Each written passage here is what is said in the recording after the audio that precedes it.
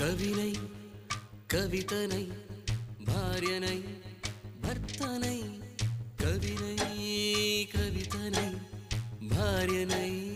భర్తనై మల్లెల దారిలో మంచు ఎడారిలో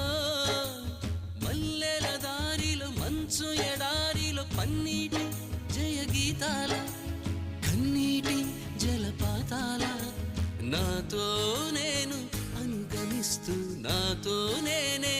రమిస్తూ ఒంటరినై అనవరతం కంటున్నాను నిరంతరం